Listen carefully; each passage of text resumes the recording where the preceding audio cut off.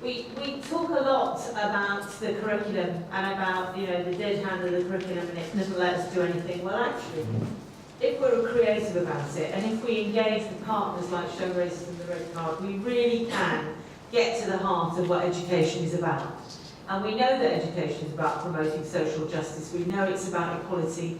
We know it's about liberation. In fact, one of our sister unions in America, they actually have the title National Education Association, but they go around sometimes calling themselves the National Union of Mind Workers, which I think is rather nice, because that's actually what we are. We work with children and young people's minds because we know that no one is born racist, and it's important that they don't become racist, and everything that we can possibly do to ensure that they don't, we have to do. Leroy. This study was conducted to investigate issues of racism and inequality in the education system and the barriers to tackling racism and promoting equality in the country's schools. The research was conducted over an 18-month period and a mixed method approach was adopted. Interviews were conducted with 10 teachers working in 4 different local authority areas, and these were triangulated with a quantitative questionnaire to which we received 148 responses.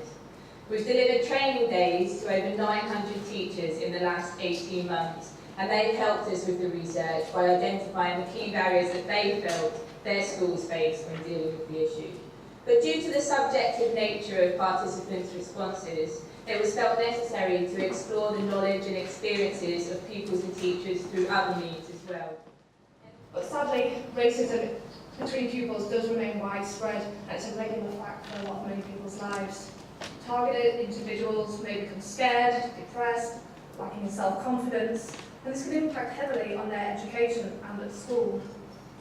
But however, teachers may genuinely be unaware that racism is a problem in their classroom.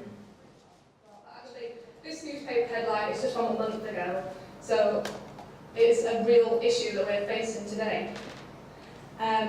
Now, you might be thinking, well, young people aren't actually buying the newspapers, but if they're walking past and seeing the headline, and that's all they're seeing, they're not understanding, the issue or what actually the full story is. And of course, things such as social media sites like Facebook and other second-hand information and misinformation from parents is also a big issue that we have to deal with.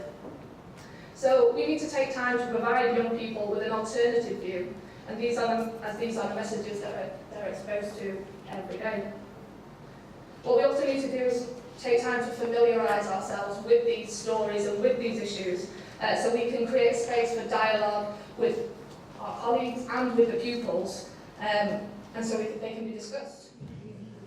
Hello, my name is Nassim. When I was 6, I moved houses to London Colney. My next door neighbour was black. He told us how he was offended when people made monkey faces at him.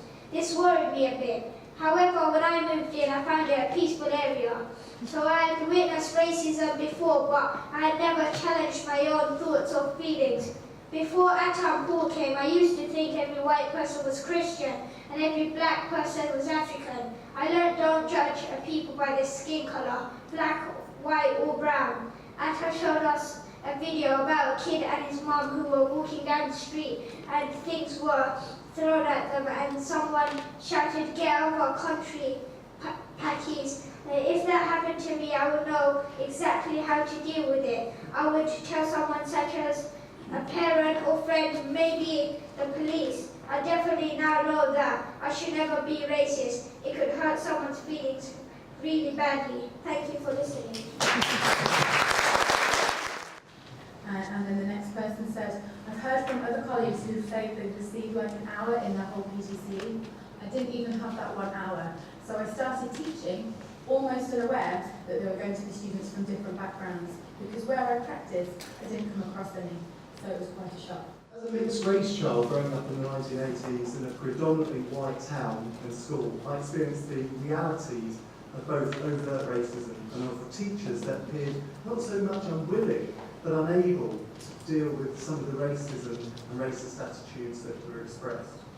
As a younger child, I often felt embarrassed about my heritage, but as I grew older, I got angry.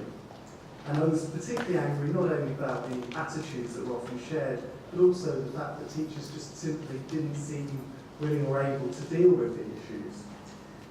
I never felt there to be any point in talking to teachers about my experiences, and on the very, very few occasions when race issues were discussed in classes, I'd rather that they wouldn't have, because what it allowed was an open season for all the most racist ideas to be expressed and legitimised in the classroom context. The teachers simply had few strategies to deal with this, and their attempts to deal with these often felt counterproductive. It is disturbing, therefore, that more than 20 years on, many teachers still have difficulties, particularly given the supposed push on this area following the Macpherson report on the Race Relations Amendment Act in 2000. And in teacher training, we clearly must do far more. We have delivered training to over 900 teachers in the past year, and the vast majority of those that we have worked with, including head teachers, were unaware of the definition of a racist incident as defined by the Stephen Lawrence inquiry. A racist incident is one which is perceived to be racist by the victim or any other person. And then, having discussed this, even once the teachers and head teachers are aware of the definition, many still feel reluctant to record and report incidences if it is the first time, if they perceive that the pupils didn't understand what they were doing was racist. Harry. We'll talk about Harry. Now, Harry, he is an Arsenal fan, I have to say that, being an Arsenal fan myself, and I'm very pleased to have an Arsenal poster from at the back. Do get one, they're great. Harry loves his football, loves his cricket, loves his sport. This was him only a few weeks ago, looking really happy to be in school, as you can see. Harry makes a few racist comments. We have a child who's from Czechoslovakia, and he made a comment about wanting him to go home. But he didn't understand what was the issues with it, and the talk about punitive measures, that's not how we work at our school. It is very much about reflection, very much about learning and understanding what you've done and how you want to move forward.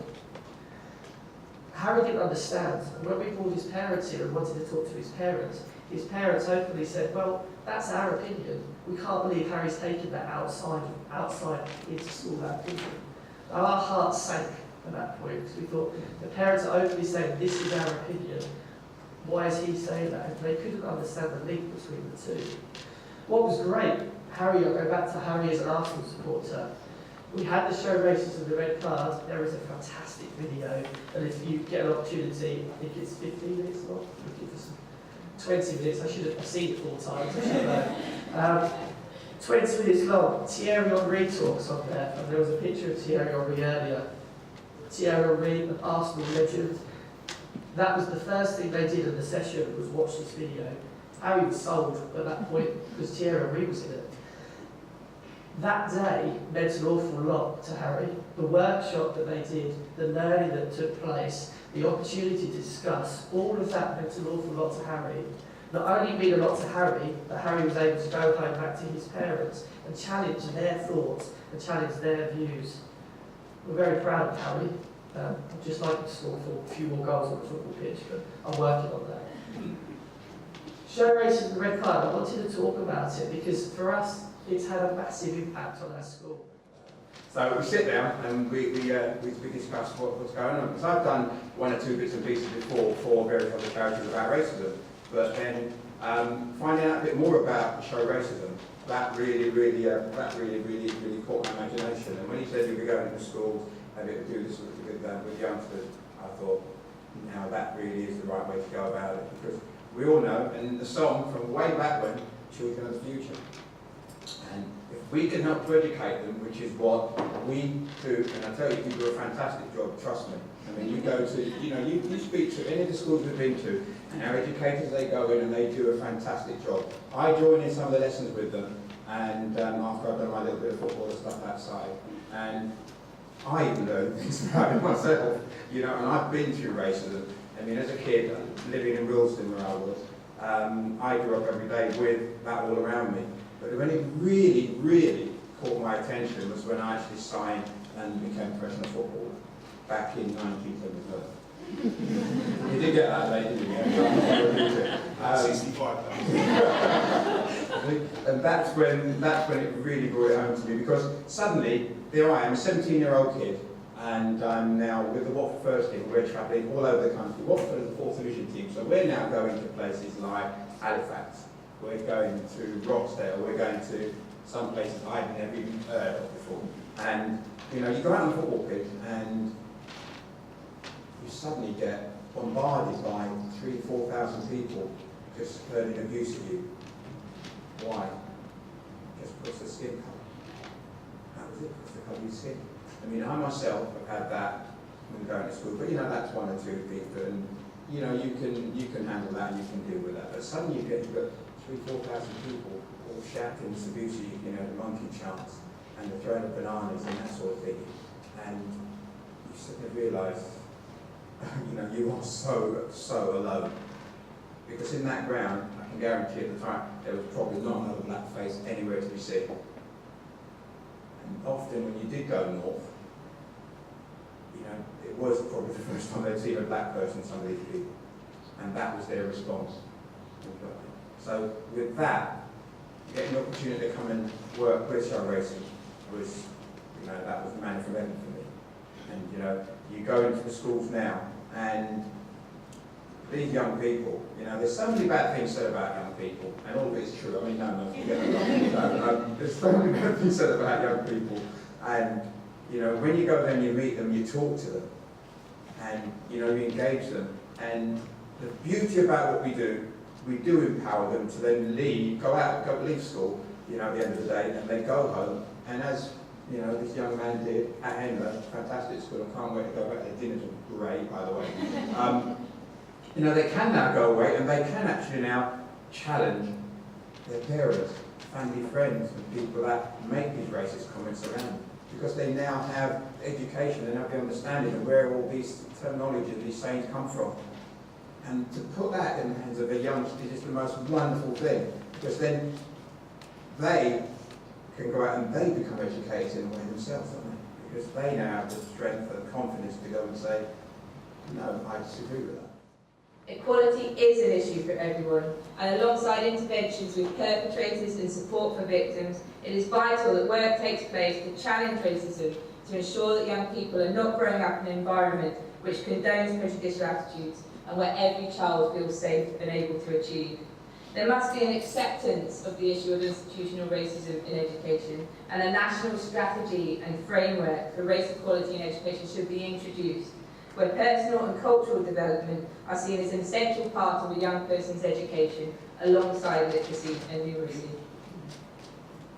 In order to strive to create equality in the classrooms, teachers need to be empowered to do the following: to reflect on expectations and assumptions, to provide a culturally affirming curriculum, to address racism where it occurs, explore ways to raise attainment, and access advice and support when required. Promoting equality is not about banishing an innocent black sheep and replacing it with an artificial rainbow-coloured monstrosity.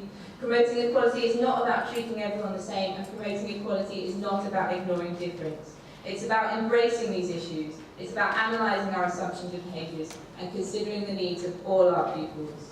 The road is not an easy one. There are no quick fixes, no easy solutions. We're all travellers on the road to race equality. However, I hope that this evening has highlighted some of the hurdles that we need to overcome and provided you with some recommendations about how to do this for the benefit of all our young people. Thank you.